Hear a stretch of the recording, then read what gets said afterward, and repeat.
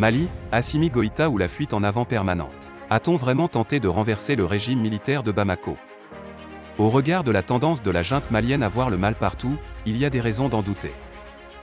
Le carteron de colonel qui s'est emparé du pouvoir au Mali, il y a une vingtaine de mois, a-t-il failli être renversé à son tour?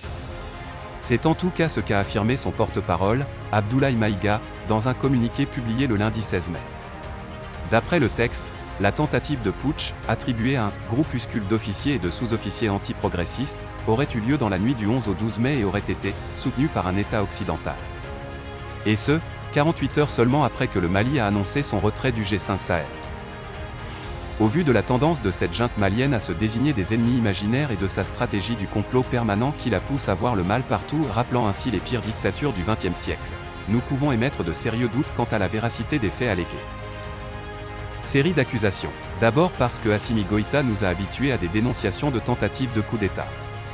En décembre 2020, 4 mois seulement après son premier coup d'État, la junte militaire avait accusé l'ancien Premier ministre Boubou Cissé et l'animateur Radio Rabat de tentatives de déstabilisation, avant que la justice malienne mette les accusés hors de cause. Et puis, il y a eu les accusations portées contre l'ex-secrétaire général de la présidence, Kalilou Doumbia et ses co-accusés, tous inculpés en novembre dernier.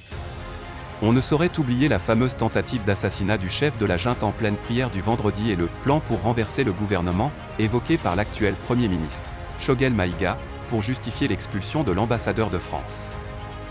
Chaque fois, ces accusations ne sont nullement détaillées. Il faut donc s'attendre à ce que l'enquête annoncée par le porte-parole du pouvoir de Bamako connaisse le même sort que les précédentes. D'ailleurs, à chaque supposée tentative de coup d'État, un « État occidental » est mis en cause sans être nommément désigné. Un classique des régimes aux abois. Bouc émissaire? De plus, hormis quelques soldats, boucs émissaires, arrêtés, ni l'identité des assaillants ni leur nombre n'ont été indiqués par le communiqué, qui ne précise pas non plus s'il y a eu un début d'exécution. Auquel cas, on aurait su par exemple le nom de l'édifice public ou encore l'emplacement du centre névralgique attaqué par les conspirateurs. Curieusement, le texte des putschistes, qui crie au putsch, fait l'impasse sur ces éléments essentiels. Il semble même que les personnes arrêtées l'ont été pour avoir exprimé des désaccords. Or, pour parler de « tentative de coup d'État », il faut qu'il y ait eu un passage à l'acte, en plus de l'intention criminelle.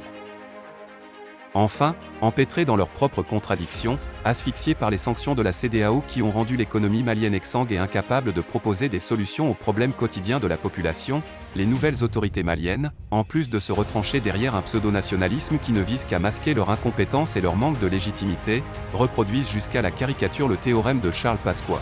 Quand on est emmerdé par une affaire, il faut susciter une affaire dans l'affaire, et, si nécessaire, une autre affaire dans l'affaire de l'affaire, jusqu'à ce que personne n'y comprenne rien.